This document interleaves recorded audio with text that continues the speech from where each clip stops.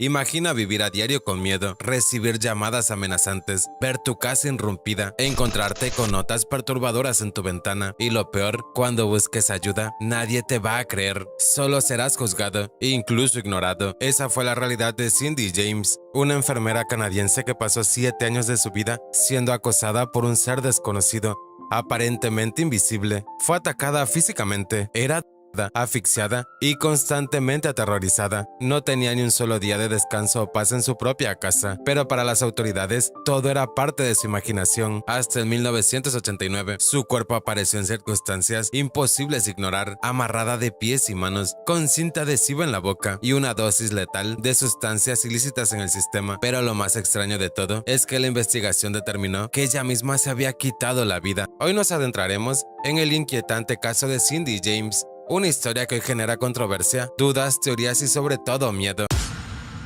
Cindy nació en 1944 en Canadá. Era una mujer educada, trabajadora y profundamente cariñosa. Su trato era siempre amable y sabía cómo brindar consuelo, incluso en los momentos más difíciles. Se desempeñaba como enfermera especializada en salud mental infantil, una profesión que no solo exige una sólida preparación académica, sino también una gran vocación de servicio. Su labor requería una enorme dosis de paciencia, sensibilidad y mucha estabilidad emocional, ya que atendía a niños y niñas que atravesaban por situaciones complejas, muchas veces marcados por el dolor, el miedo o la confusión. Ella no solo ofrecía cuidados clínicos, sino también un refugio emocional para los pequeños, convirtiéndose muchas veces en una figura de confianza y seguridad. Su presencia hace una diferencia real en la vida de los demás. En 1966 se casó con Roy, un psiquiatra 18 años mayor que ella. Durante su matrimonio no se reportaron conflictos mayores. Sin embargo, en 1982, tras 16 años de matrimonio, Cindy solicitó el divorcio. A partir de ese momento, su vida comenzó a cambiar radicalmente. Días después de su separación, Cindy comenzó a recibir llamadas telefónicas escalofriantes que parecían salir de una pesadilla. Al otro lado de la línea, voces distorsionadas y apenas reconocibles susurraban palabras amenazantes, llenas de odio y misterio, que helaban la sangre con solo escucharlas. Cada llamada parecía más inquietante que la anterior, como si alguien estuviera acechándola desde las sombras, disfrutando de su miedo. Pero eso no fue todo. Poco después, las llamadas fueron acompañadas por cartas anónimas que llegaron sin aviso ni remitente, y aumentó la sensación de peligro inminente. Estas estaban compuestas por recortes de periódicos, con letras recortadas y pegadas para evitar que la policía rastreara la fuente. Un claro mensaje de que quien lo enviaba conocía bien los métodos para sembrar terror. Los mensajes escritos en esos papeles tenían un tono siniestro y amenazante. Frases como "te haré sufrir" y "no escaparás" parecían promesas oscuras que no dejaban lugar a duda sobre las intenciones de aquel que la acosaba. La atmósfera a su alrededor se volvió cada vez más tensa y la incertidumbre sobre lo que le podía pasar la mantenía en constante alerta y miedo. Pero eso fue solo el comienzo.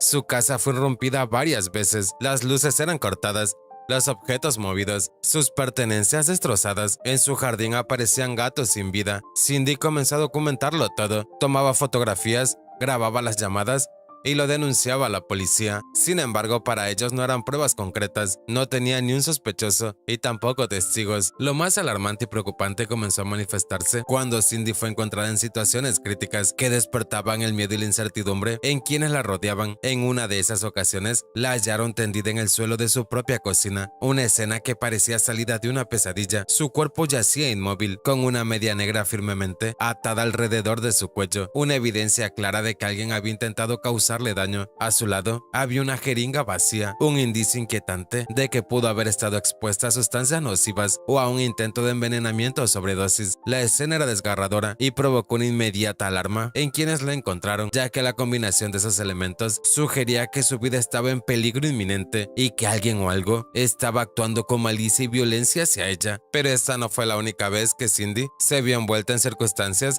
tan estremecedoras. En otra ocasión la encontraron con las manos atadas firmemente en la espalda, una postura que evidenciaba que había sido sometida contra su voluntad y que posiblemente había sido maltratada. Además, al examinar su cuerpo con detenimiento, se pudieron observar múltiples señales visibles y alarmantes de violencia física que no podían pasarse por alto. Presentaba numerosos cortes superficiales dispersos por varias partes de su piel, aunque ninguno de ellos era lo suficientemente profundo como para poner en riesgo inmediato su vida. La cantidad y la ubicación de estas heridas eran claramente indicativas de un maltrato constante y repetitivo. Estos pequeños pequeños cortes parecían resultado de episodios sucesivos de agresión más que de un incidente aislado o un accidente, como si alguien lo hubiera herido una y otra vez, dejando cicatrices no solo en su cuerpo, sino también en su mente. Pero no solo los cortes eran preocupantes. En su piel también destacaban hematomas de diferentes tamaños, formas y tonalidades, desde moretones intensos hasta amarillos, que indicaban que algunas de las lesiones eran recientes, mientras que otras tenían ya varios días, incluso semanas de antigüedad. La variedad en la apariencia de estos hematomas mostraba un patrón claro y preocupante. Las agresiones habían ocurrido en diferentes momentos y habían sido lo suficientemente severas como para dejar marcas visibles y muy duraderas. Esto evidenciaba que el abuso no había sido algo puntual o pasajero, sino un patrón reiterado y sistemático de maltrato que se prolongaba con el tiempo, generando un círculo vicioso de dolor y sufrimiento. Estos indicios de violencia física, sumados a la evidente privación de libertad, reflejada en las ataduras y en la imposibilidad de defenderse, levantaron muchas sospechas entre quienes conocían su caso. La gravedad de la situación generó un profundo temor por su bienestar general y por la seguridad de su vida, pues estaba claro que no solo enfrentaba heridas físicas, sino también una constante amenaza de agresión y abuso que podría empeorar en cualquier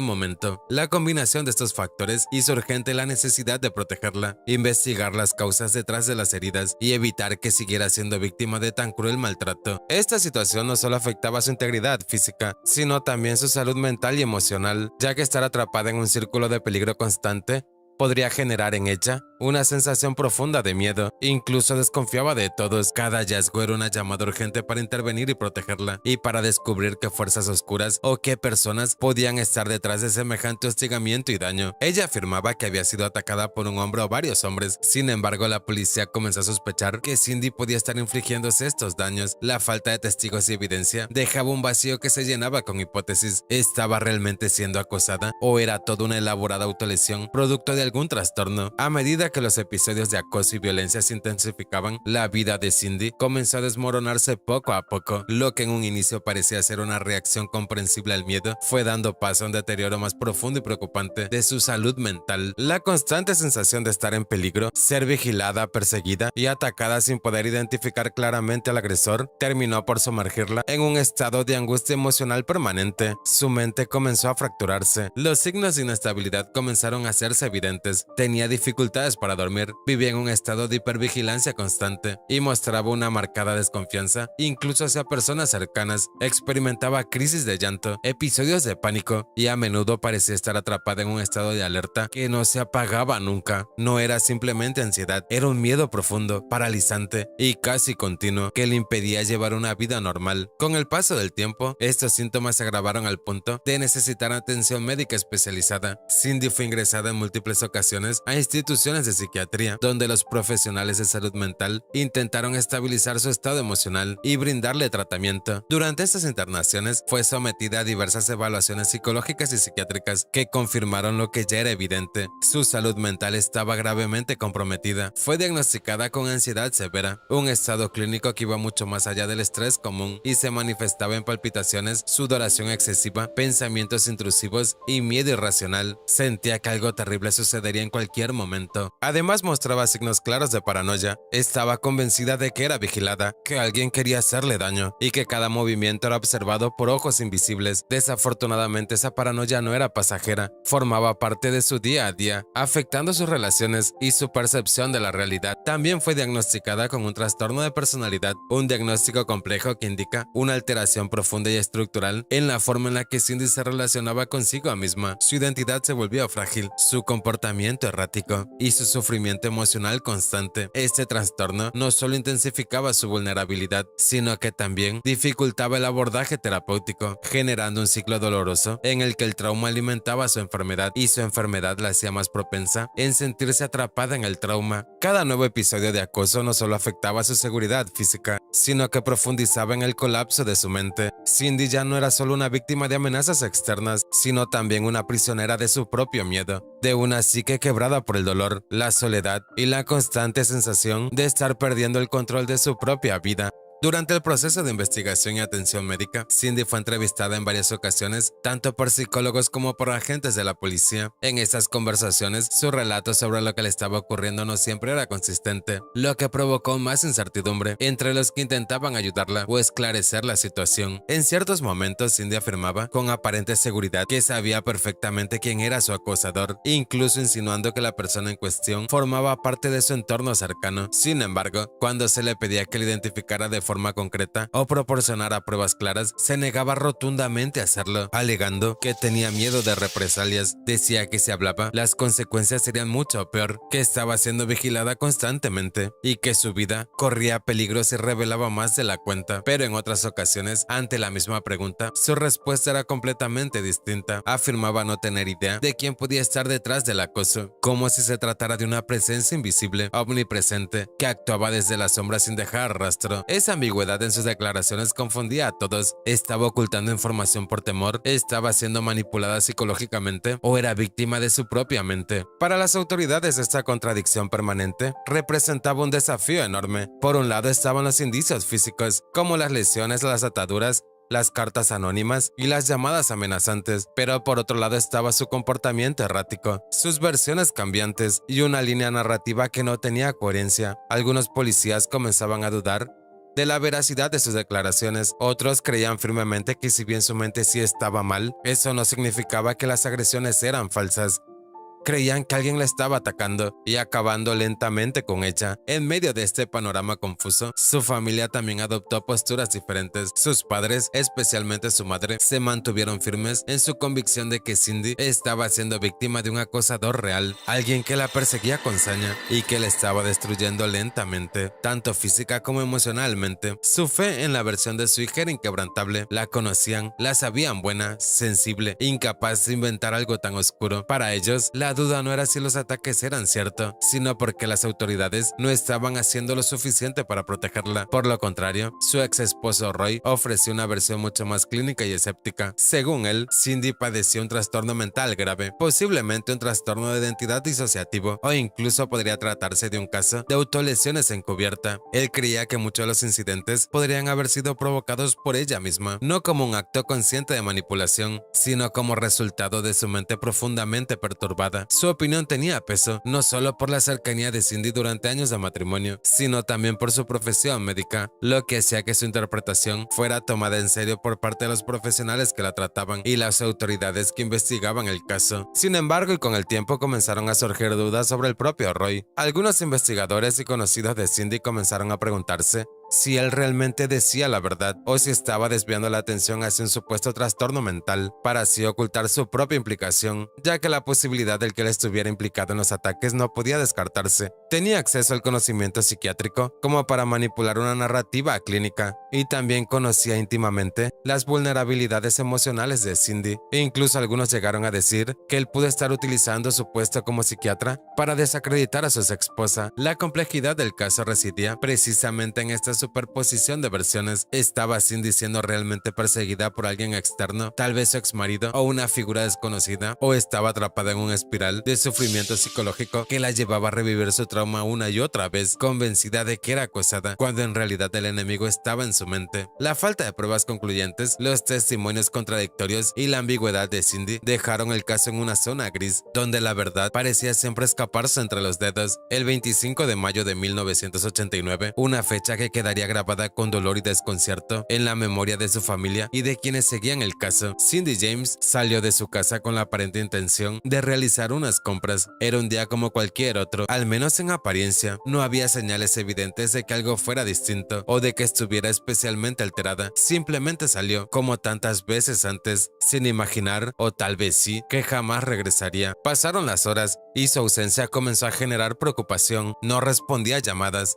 no volvía a casa, no daba señales de vida. Su desaparición fue notificada rápidamente y las autoridades comenzaron con la búsqueda. Esa misma noche su automóvil fue encontrado abandonado en un barrio cercano, estacionado de forma sospechosa, con las puertas cerradas, pero sin rastro de Cindy. La escena en el interior del coche era inquietante. Había sangre visible en el asiento del conductor, un detalle que encendió todas las alarmas. No era una simple mancha, era una señal de que algo violento pudo haber ocurrido allí. La sangre, aunque no era mucha, estaba fresca y mal distribuida, como si hubiera habido una lucha breve, un movimiento brusco o un intento desesperado de resistirse a algo. Además, en el interior de su vehículo estaba su cartera y varios de sus objetos personales tirados de forma desordenada. Nada había sido robado. Su identificación, su dinero, sus llaves, todo seguía ahí, lo que descartaba, al menos al principio, un robo como móvil. En el maletero del coche se encontraron restos de alimentos, envoltorios de comida rápida, bebidas y una bolsa con algunas pertenencias personales, como si alguien hubiera estado viviendo allí temporalmente o usando el coche como escondite o base improvisada. Esta combinación de elementos creaba un escenario confuso, sin una línea clara de explicación, pero con un fuerte componente de tensión y misterio. Durante los siguientes días, la búsqueda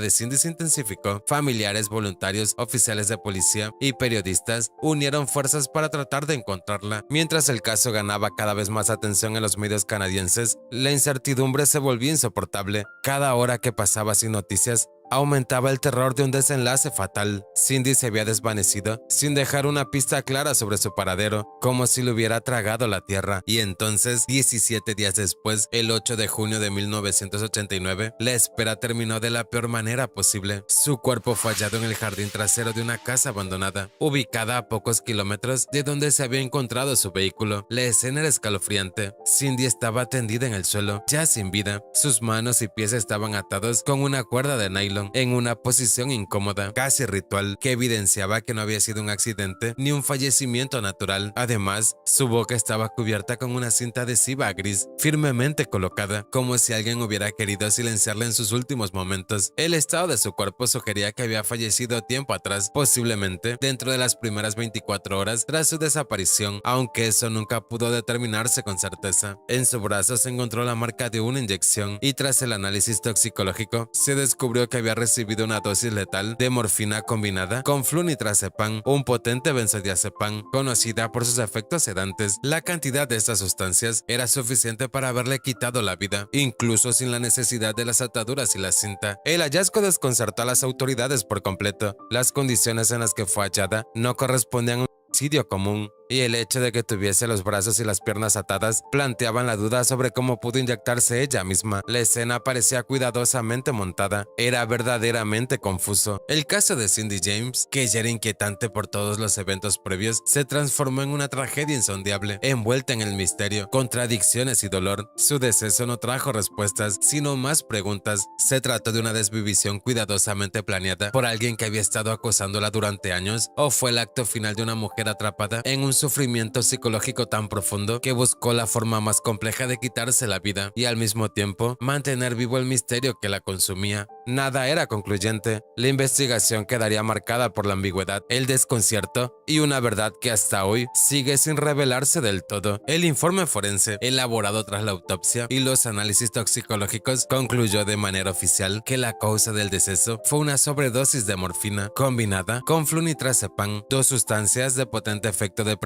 sobre el sistema nervioso central. Según el dictamen médico, Cindy había recibido una dosis lo suficientemente alta como para inducir una pérdida total de la conciencia en cuestión de minutos, seguida de una muerte lenta. Con base a esta información y la ausencia de signos evidentes de lucha o agresión directa en el entorno inmediato, la conclusión oficial fue clara y tal vez profundamente polémica. Ella misma se había quitado la vida. Sin embargo, esta conclusión no disipó las dudas, de hecho las multiplicó. La escena del hallazgo no encajaba con lo que suele esperarse en estos casos. La circunstancia era como mínimo inusual. Cindy fue hallada atada de pies y manos, con cuerdas firmemente anudadas a su cuerpo, en una posición que sugería restricción total de la movilidad. Además, tenía la boca cubierta con cinta adhesiva, lo cual implicaba una intención deliberada de inmovilizarla y silenciarla. Esto no solo era desconcertante desde el punto de vista físico, sino también desde el punto de vista psicológico. ¿Qué persona en sus últimos minutos de vida se ataría a sí mismo a las extremidades, se sellaría la boca y luego procedería a administrarse una dosis mortal de sedantes? La pregunta que más resonó entre los investigadores, familiares y expertos fue la de cómo es posible que alguien se autoadministre una inyección con un cóctel tan potente que induce en sedación profunda casi inmediata y que después de eso tenga el tiempo, la lucidez y la destreza motora para amarrarse completamente y colocarse cinta en la boca? Técnicamente era una maniobra extremadamente difícil, por no decir imposible. El flunitrazepam tiene un efecto casi inmediato en el organismo y más cuando es combinado con opioides como la morfina, provocando mareo, somnolencia y pérdida del control muscular. ¿Cómo entonces pudo Cindy llevar a cabo una secuencia tan compleja sin ayuda externa? El forense argumentó que teóricamente era posible, aunque extremadamente raro, que alguien que quisiera planear su despedida de este mundo con antelación podría haber preparado el escenario, como usar nudos previamente colocados para que con un solo tirón se apretaran, poner la cinta en la boca de alguna forma que le permitiera respirar inicialmente o incluso realizar todo el montaje antes de inyectarse. Sin embargo, esa explicación necesitaba de una planificación meticulosa, algo que no se le atribuía a una persona con el trastorno mental que tenía Cindy. Esta versión tampoco convenció a su familia ni a varios agentes de policía que seguían el caso desde hacía años. Para ellos, el hallazgo no era otra cosa que la escena de un crimen cuidadosamente disfrazada. Alegaban que alguien con conocimiento clínico o psicológico pudo haber manipulado tanto el cuerpo como las pruebas para que todo apuntara a un acto autoinfligido. Las sustancias utilizadas, la forma de atadura, la ubicación del cuerpo en una casa abandonada, todo parecía cuidadosamente planeado. Los nudos eran complejos, el tiempo entre la inyección y la pérdida del conocimiento eran mínimos y la posición del cuerpo sugería que alguien más la había colocado allí. Sus familiares insistieron. Cindy fue desvivida, quizás por alguien que la había atormentado durante años y que finalmente logró silenciarla. Hasta el día de hoy, a pesar de las múltiples investigaciones, entrevistas, reconstrucciones de hechos y teorías que han circulado durante décadas, nadie ha sido arrestado en relación a lo que le pasó a Cindy. El caso, tras debates y discusiones, ha sido cerrado oficialmente, archivado bajo la categoría de una decisión administrativa. Cindy James perdió la vida en 1989, pero su historia está lejos de haber sido enterrada con hecha. A más de 3 décadas de su fallecimiento, su caso sigue vivo en el consciente colectivo, especialmente entre los que se interesan por crímenes sin resolver, las fallas del sistema y los límites borrosos entre la salud mental y el crimen. Fue una mujer que vivió atormentada por algo o alguien que la acosó hasta el borde de la misma muerte. Pero la gran pregunta sigue intacta. ¿Era esa alguna amenaza externa real, tan invisible como letal, o fue producto de una mente fracturada por años de trauma, soledad y desprotección? Las respuestas nunca llegaron, y quizás lo más devastador es que el sistema que debió protegerla, como la justicia o el sistema de salud, no tuvieron a la altura. Cindy pidió ayuda muchas veces, lo hizo a través de denuncias,